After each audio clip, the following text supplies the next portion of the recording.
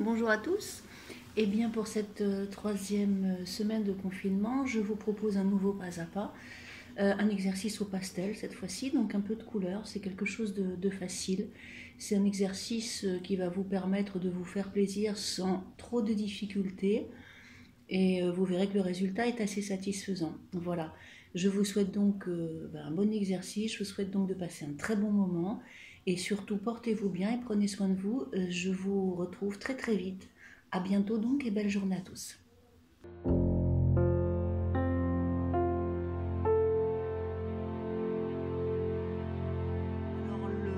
Alors le modèle d'origine est travaillé lui à l'aquarelle, ce qui va nous permettre d'avoir des formes qui ne sont pas très précises et donc de pouvoir s'amuser un petit peu sans essayer de trop coller à la réalité.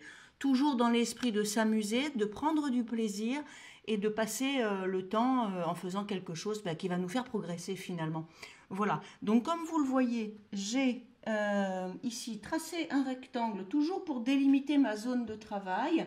J'ai également placé la ligne d'horizon ici. Elle se situe aux 2/3, 1/3 haut de la feuille. D'accord. J'ai également placé ici cette ligne-là qui se situe au milieu. Je vous donne des petits repères comme ça pour que vous n'alliez pas me faire une zone ici trop grande. Et puis j'ai ensuite placé ce qui sera le lot au milieu à peu près également, hein, voilà, entre ces deux zones-là. Ensuite, le premier plan qu'on fait en dernier toujours. Hein.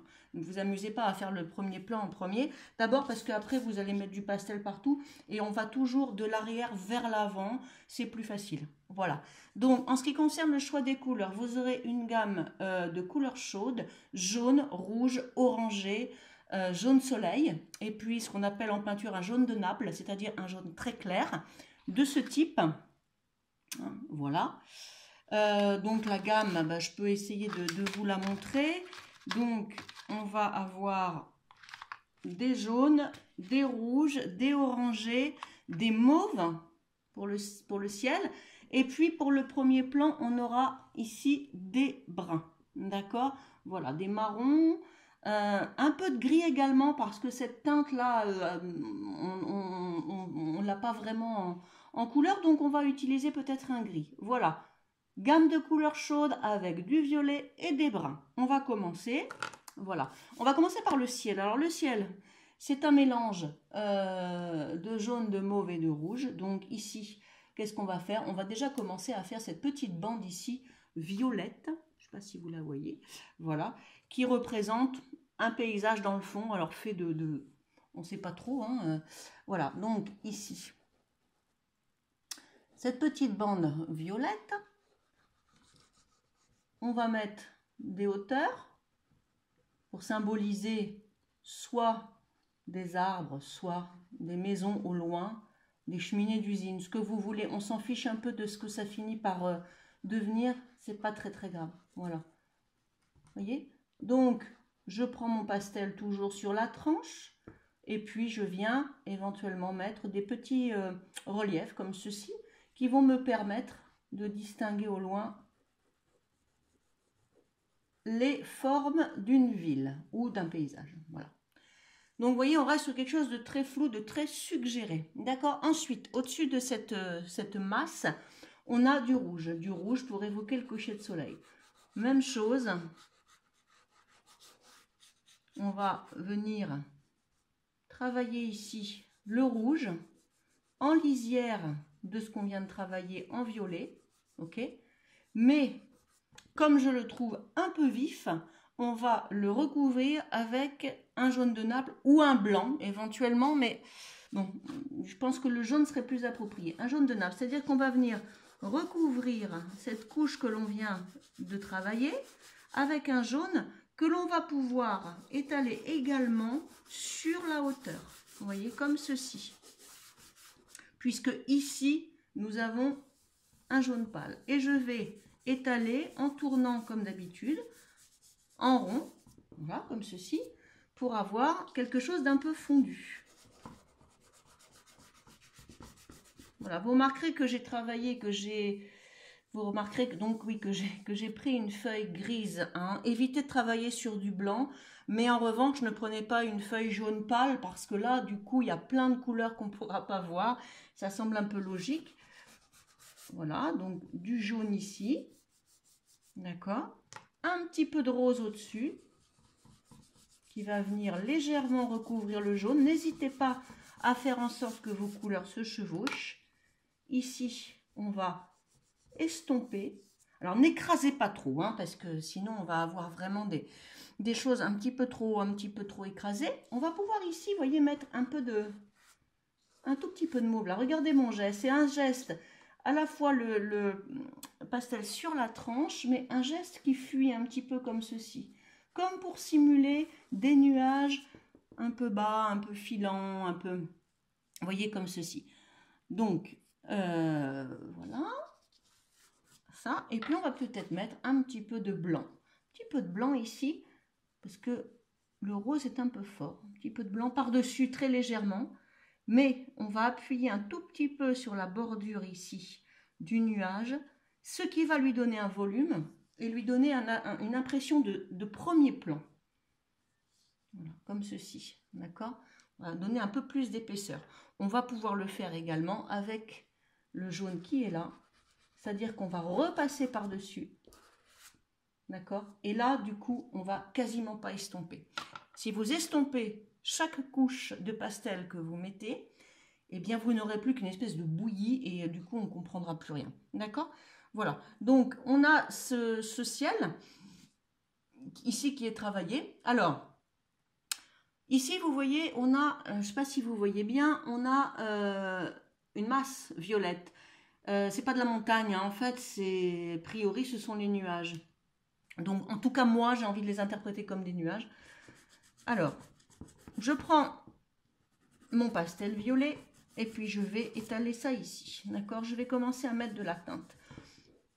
Voilà. Et je vais estomper légèrement. D'accord? Ensuite, bon, j'y vais franchement gaiement jusqu'à la ligne d'horizon. Hein, d'accord? Voilà. Ensuite, je prends le jaune pour pouvoir symboliser ici la trace que l'on a là. D'accord? Je pose mes couleurs. Hein. Le violet, un petit peu de mauve là. D'accord? Qui va filer par ici. Un petit peu de jaune également là. Jusque là. Je pose les couleurs. Hein. Pour l'instant, j'essaye pas de faire les formes. Je pose mes couleurs pour que ça ressemble à peu près à ce que j'ai sur mon modèle. Si c'est pas exactement pareil, c'est pas très grave. Sachez que c'est aussi une interprétation de la personne qui a fait ça. Et je pense que le paysage en lui-même n'était pas vraiment comme ça. Ou alors, après, il faudra qu'il nous dise ce qu'il prend comme substance. Voilà, donc c'est aussi votre interprétation. C'est ça que je veux dire par là. Vous pouvez aussi vous laisser aller. C'est l'intérêt d'un exercice comme celui-ci. On va rosir un tout petit peu le gros nuage violet. Voilà. Vous voyez, il est là. Comme il est a priori au premier plan, on peut décider qu'il va venir au-dessus du nuage jaune. Nuage jaune que l'on va légèrement recouvrir de blanc également pour lui donner un petit peu de luminosité. J'ai ce jaune aussi. Hein. J'ai ce jaune qu'on peut ajouter également. Voilà. Et on va l'ajouter ici. Vraiment là, pour donner de la lumière. Voilà. Et on va estomper en rond, essayer de donner un peu d'épaisseur, un peu de volume. Alors pour ça, on va éventuellement venir ici mettre un peu de rose, un peu de violet. Là. Un peu de jaune également, je suis là.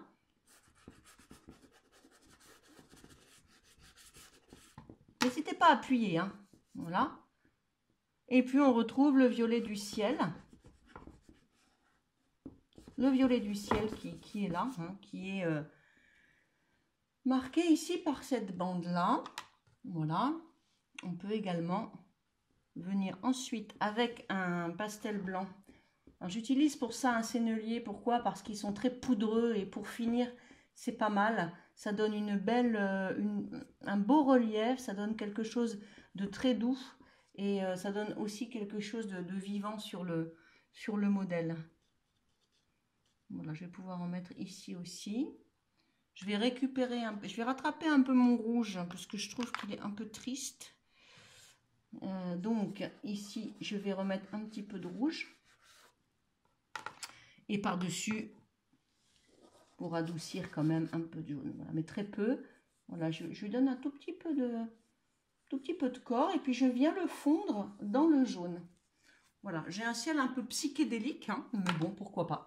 D'accord? Et je peux encore récupérer ici et mettre du mauve. Vous voyez le fait, si vous zoomez, vous pourrez voir.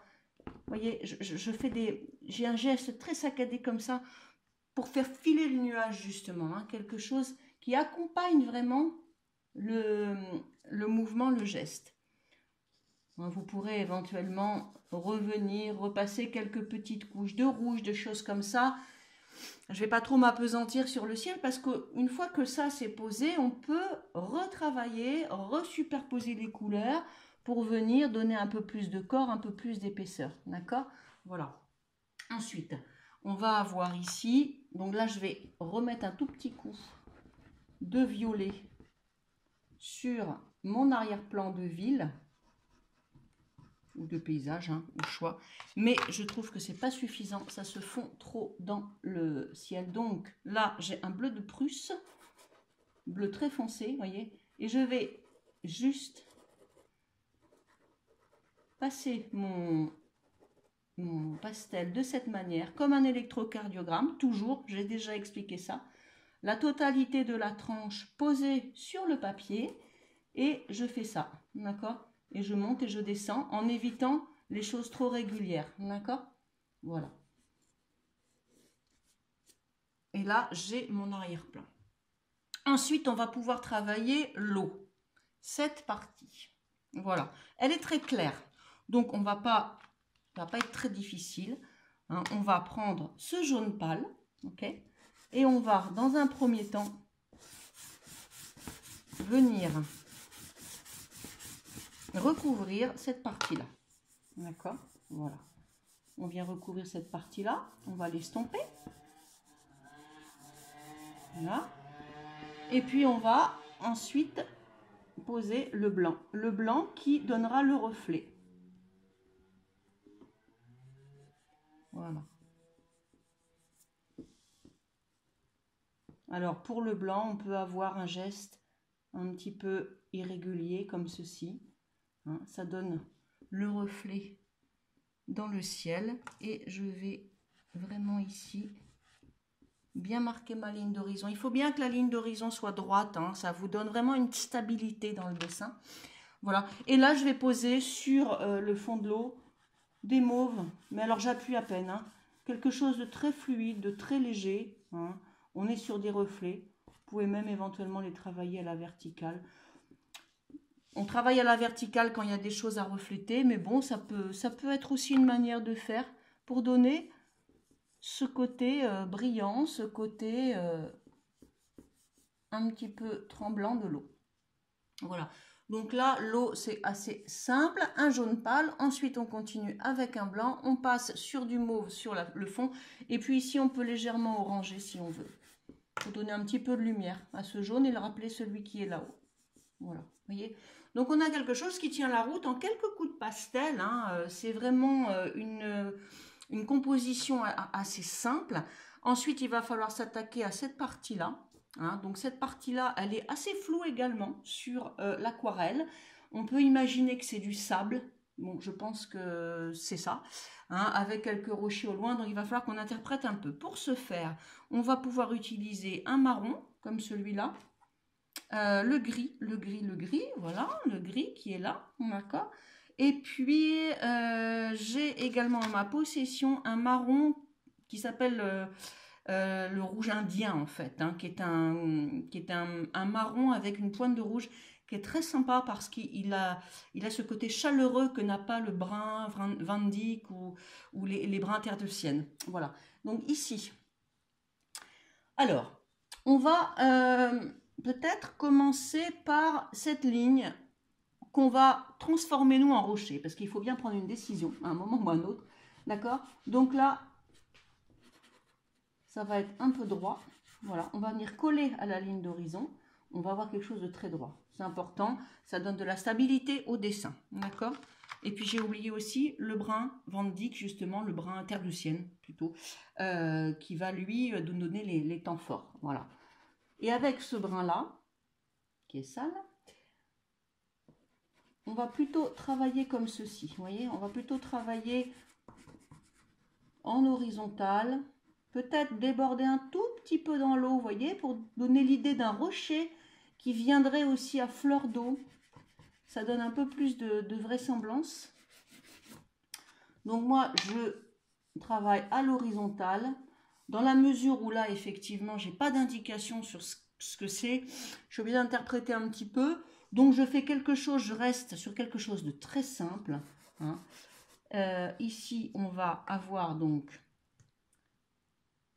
un rouge indien, un marron. On va prendre ici, on va mettre un ocre clair pour symboliser du sable. On viendra recouvrir après, hein, d'accord? Là, ok. Et on va éventuellement le blanchir un tout petit peu de manière à ce que ce soit plus crédible. Voilà. Et on va faire rentrer cette partie-là ici. Voilà. Voilà. Ensuite, à nouveau ici, une bande foncée. Donc, je suis sur un marron, pardon. Un marron. Et regardez ce que je vais faire, parce qu'il faut bien décider de ce que c'est, sinon on se demande un petit peu où sont posés les bateaux. Là, vous allez prendre votre brin et vous allez le traîner comme ça jusqu'ici. D'accord? À petits coups saccadés. Vous allez faire pareil avec le marron clair.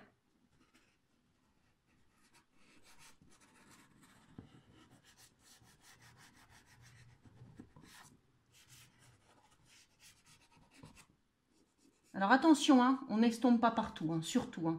Laissez de la matière ici. On est sur des rochers, on a besoin de voir qu'il y a de la matière. Si vous lissez, vous aurez un fondu identique à celui du ciel. C'est peut-être pas judicieux, d'accord? Donc je récupère, je m'aperçois, je suis pas très droite, voilà. Et puis on va ici. Ah, petit bug technique. Voilà. Et donc j'avais dit, on prendra un gris. Donc on va prendre un gris souris, un gris tout simple, hein, pour venir ici adoucir un petit peu l'ocre et mettre un petit peu d'espace dans toutes ces interstices là entre les rochers. Vous voyez? Et on fait des petits traits comme ça pour symboliser une eau qui viendrait entre les rochers, comme ceci. Hein, voilà, l'eau qui viendrait comme ça entre les rochers. Et donc là, on a des lignes brisées, plus ou moins foncées. On travaille avec le marron foncé et le marron clair. Je ne sais pas si on les voit bien. Voilà.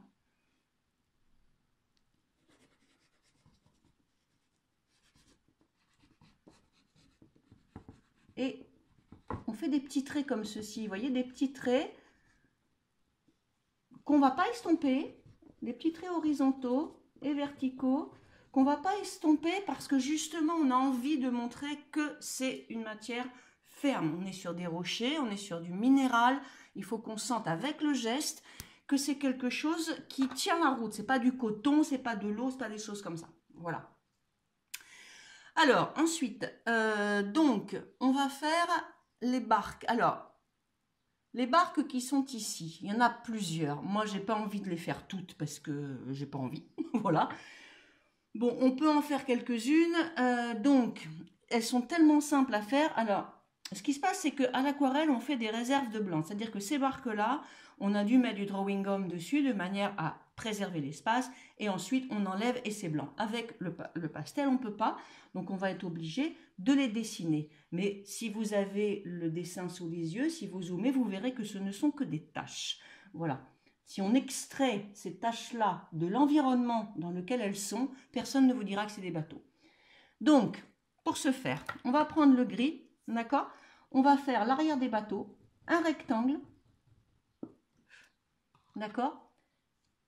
Et par-dessus, un autre rectangle, alors, qui aura cette forme-là. Avec un petit chapeau pointu. Vous voyez, donc on a vraiment l'arrière ici. Ça fait, si je pouvais vous le dessiner à côté, oui, on est sur, voilà, je fais un petit rectangle gris clair, voilà, et je fais ça en fait. C'est très petit. Attention, attention à ne pas faire ça. Parce que là, c'est impossible. La perspective est extrêmement plate, d'accord? Le point de fuite est il doit être par là. Donc, c'est vraiment très plat. Et cette partie-là que vous ferez blanche, elle est très fine. Hein. Donc, on va en faire plusieurs comme ça. On va en faire au moins 2, d'accord? Alors, moi, j'ai pris du gris. On peut mettre aussi, a priori, on a un petit peu de marron. Donc, on peut ici mettre un tout petit peu de marron. Pourquoi c'est de cette couleur-là? C'est parce que c'est à l'ombre. Hein. Donc, marron et puis un peu de gris. Pourquoi pas? Il faut vraiment y aller mollo mollo. Ici, ben c'est pareil. Hein. Un petit rectangle marron que je peux recouvrir avec un peu de gris pour lui donner un peu plus d'opacité. D'accord? Et puis, avec un pastel, alors le mien est épais, c'est pas facile, on va pouvoir, voyez, faire le bateau qui est ici. Voilà, il y en a un qui est de dos, l'autre qui est pris sur le côté. J'en ai fait que 2. Vous pouvez en faire plusieurs. Voilà. C'est très simple. Hein. C'est vraiment des petits rectangles les uns au-dessus des autres. Surtout, veillez à ne pas faire l'intérieur du bateau qui relève comme ça parce que ça va pas. C'est pas du tout joli. Voilà. Ensuite, on va avoir sous les bateaux. Alors là, oui, pardon. Il va falloir aussi tracer cela. D'accord? Donc, on va faire un léger tracé. Ok, donc ils sont pas très loin des premiers, ils sont à peu près au niveau du premier plan ici, donc on va ici les tracer. Alors, je vous invite à faire un rectangle comme celui-ci, d'accord? Ok. Ensuite, on va venir tracer l'intérieur de la barque. Faites attention, c'est très très très fin, très court, hein? C'est plat, ok? Et puis on peut faire celle qui est derrière. Allez, hop, avec un peu d'ombre entre les deux barques. Voilà. On peut également faire celle-ci, au moins la délimiter. Alors elle est un petit peu plus, vous voyez, il n'y a pas trop d'espace entre les deux là, donc c'est pas la peine que je m'éloigne de trop. Hein, donc premier plan, elle est un petit peu penchée. On va faire le côté de la barque. On vient ici faire l'intérieur. On ne voit pas plus que ça. Hein. D'accord? Voilà. Voilà, on les a placés de manière à ne pas recouvrir toute la feuille parce que sinon on va être embêté. Bon, on y va pour ceci. Alors, l'eau. Vous voyez que l'eau ici, elle est à l'image du ciel. On est sur des couleurs chaudes, on est sur un coucher de soleil. Tout est rouge, d'accord? Donc, on va prendre du jaune. On va prendre du rouge. Du orangé. Et on va venir travailler l'eau comme ceci. On est sur un trait horizontal, assez régulier, d'accord? On est comme ça, hein? Ok? Voilà. Et on n'est pas obligé d'estomper, parce que je trouve que le fait que l'on voit les traits, c'est beaucoup plus sympa. Voilà. Et on peut revenir, vous voyez, comme ceci. Tac, là. À travers ici. Et puis, on continue avec le jaune pâle. Je suis là, hein, d'accord, avec le jaune pâle. À vous de voir si vous mettez les autres bateaux. Je vous laisse libre. Jaune. Orangé. Un peu de rouge ici, très peu, hein, de ce côté-là, très peu. Il faut absolument que votre trait soit droit. Évitez l'écueil de... Au bout d'un moment, on a tendance à tourner, à faire des demi-lunes. Hein. À faire des demi-lunes comme ça va pas. Hein. Au bout d'un moment, ça tourne et puis pas du tout. Il faut penser qu'on est assez loin, le mouvement n'existe pas. Donc, on est sur un geste horizontal et droit. Ok? Voilà. On continue. Donc là, je fais le fond. Hein, je fais le fond. Tout est à peu près de la même couleur. Ce qui est bien, c'est que je peux m'amuser. Je peux m'amuser à prendre d'autres couleurs si j'ai envie. Je peux prendre un ocre, par exemple. Voilà. Et je viens travailler par-dessus le jaune. Ce qui est intéressant, c'est que si je laisse, vous voyez, des morceaux de papier gris comme ça peut être joué en ma faveur aussi. Ça m'évite de réutiliser un gris par-dessus. Hein, donc, on peut aussi travailler avec le fond, hein, avec le papier. Voilà. Et pensez que l'eau, c'est souvent comme ça qu'on l'interprète. C'est-à-dire qu'on est sur des traits qui s'entrecroisent. D'accord? Qui s'entrecroisent vraiment. Là, on va partir sur quelque chose d'un peu plus rouge.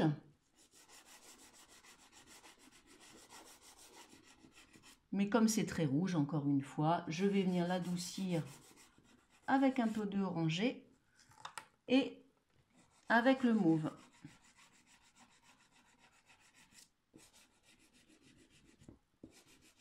Avec le mauve ici, que je vais poursuivre derrière mes petites barques. Je vais même utiliser ma deuxième teinte de mauve, de violet. Hein, et là, je vais foncer un petit peu. Vous voyez, et je viens traverser le rouge de manière à donner toujours cette illusion de l'eau. D'accord? Je vais même ici prendre un bleu foncé pour faire l'ombre portée des bateaux. Et là, vous voyez, regardez ce geste, petit trait très très fin du reflet des bateaux dans l'eau sur une marée basse en fait. Voilà, vous voyez, et c'est des tout petits traits. Donc je fais ça ici. Je vais ensuite prendre un autre bleu ou une toute autre couleur. Hein. Bon, les bateaux ici, ils sont bleus, mais vous n'êtes pas obligés. Hein. Vous faites comme vous voulez. Donc là, moi, je vais faire un bleu. Ok. Et puis ce bleu ici aussi, mais évidemment, il est un peu plus foncé. Donc je vais le griser avec un peu de violet. Pourquoi du violet? Parce que le bleu, c'est fait avec du violet. Le violet, c'est fait avec du bleu et du rouge. Donc on peut tout à fait utiliser cette couleur pour faire l'ombre. Voilà. On peut même foncer encore un peu hein, si on veut. Bon, du coup, on peut s'attaquer au bleu de Prusse si on a envie que le contraste soit fort. L'intérieur, c'est du blanc. On ne s'embête pas. Hop là, voilà. L'intérieur de l'autre barque, c'est du blanc également. Et puis, ici, on va mettre un bleu de Prusse et un bleu un petit peu plus clair. Pour le contraste. Voilà. Vous voyez, les barques sont assez bien représentées. C'est vraiment des rectangles. Hein. Il n'y a pas du tout de construction de quoi que ce soit. Voilà, je mets un peu de bleu de Prusse ici aussi. Et puis là, sur la fin, je vais m'attaquer au violet. Alors là, je peux y aller gaiement. Hein. Donc, tout le fond sous la barque, je vais le faire en violet. Je vais pouvoir étaler un tout petit peu, pas trop. Vous verrez qu'en fonction du papier que vous avez choisi, le pastel ne s'étale pas totalement sur la feuille, ce qui crée des trous et qui laisse apparaître le papier, et ce qui nous arrange bien, puisqu'on est sur un fond sableux avec de l'eau dessus. Donc à la limite, n'estompez pas, vous vous épargnerez bien du souci, hein, et vous pouvez juste amener un peu des couleurs, d'autres couleurs. Alors, pas trop clair par ici, parce qu'évidemment, on est à l'ombre. Hein, on est à l'ombre ici, le soleil est derrière. Donc, on va venir ici, par contre, mettre un bleu de Prusse, comme ici, pour simuler l'ombre du bateau. On va même pouvoir refaire ici la proue du bateau à l'envers et estomper légèrement en vertical. Bon, ça c'est des petits détails. Vous pouvez également repasser ici hein, avec du violet. Voilà. Amener, pourquoi pas, un peu de jaune ici. Et faire vos mélanges comme ceci.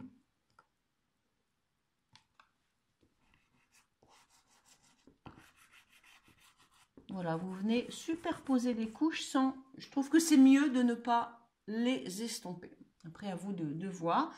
Et puis, vous avez ce bateau qui est là. Donc, je pense qu'on va le faire exactement comme les autres. C'est-à-dire qu'on va mettre un peu de bleu de Prusse. Là, qu'on va par contre estomper pour donner un fond. Et puis surtout pour que les lignes soient droites, puisqu'on est sur une forme droite. C'est un bateau, c'est du bois. Pensez toujours à ce que vous dessinez. Hein. Essayez d'entrer dans la matière, essayez de sentir ce que vous êtes en train de dessiner, de manière à avoir le bon geste. Voilà. Bon, je sais que pour certains d'entre vous, ça va un peu vite, mais l'intérêt du film, encore une fois, c'est que vous pouvez stopper et revenir en arrière, et pourquoi pas refaire, hein, refaire ce sujet un jour où vous aurez le temps, et vous verrez que si vous le faites plusieurs fois, en laissant du temps passer entre chaque fois, vous verrez que la progression, elle s'installe. Vous verrez. Je sais de quoi je parle. Voilà. Ici, et puis on va pouvoir, pourquoi pas également, là, il y a du blanc, bah écoutez, on va en mettre aussi ici, d'accord? On va en mettre ici aussi, il n'y a pas de raison. Voilà. Et puis, apparemment, on peut mettre les petites planches qui sont à l'intérieur du bateau. Ici, on peut les dessiner. Bon. C'est vraiment des détails, mais visuellement, ça fonctionne bien. Mais toujours de loin, hein, bien sûr. Il ne faut pas trop s'approcher, parce que comme chez les impressionnistes, on n'est pas dans le détail. Hein. Voilà. Donc, ici, vous avez le fond violet. On va pouvoir foncer un petit peu. Moi, je fonce avec du bleu que je vais venir estomper pour pas que ce soit trop violent. Vous voyez, on a bien cet espace, cette notion de d'eau, etc. Il nous reste le premier plan, les rochers. Ici, effectivement, c'est confus, mais c'est de l'aquarelle. On sait que c'est les rochers parce qu'on voit bien où on est. D'accord? Et bien pour nous, ça va être la même chose. Donc les rochers, on est sur du minéral, on est sur du dur, on est sur quelque chose de solide, sur lequel la lumière vient se refléter. On va donc avoir des parties claires et des parties moins claires. Donc, moi, ce que je vous invite à faire, quand on ne voit pas trop comme ça, hein, vous allez prendre votre pastel sur la tranche, toujours. Vous allez avoir un geste assez vif, assez saccadé, assez raide, on va dire. D'accord? Voilà. On va venir estomper la première couche. On est ensemble, hein, je suis comme vous, je n'ai jamais fait, j'essaye. Voilà, je teste un petit peu. Ce qui me vient à l'idée, c'est de effectivement faire ce premier plan enfoncé pour donner un fond. Un petit peu comme quand on fait de l'herbe ou des bouquets, il faut d'abord faire une masse sombre pour évoquer l'épaisseur. Là, c'est pareil. Hein, donc, même si on a des rochers qui parfois sont plus clairs que d'autres. Voilà. Ensuite, avec le marron clair et le gris, on va, voyez, on va mettre des angles comme ceci, d'accord? On va mettre des angles et on va décider quelles parties seront à la lumière et quelles parties seront dans l'ombre. En mettant des angles comme ça permet de donner un peu d'épaisseur au rocher. On essaye de tenir, donc on travaille avec le marron foncé, avec le marron clair.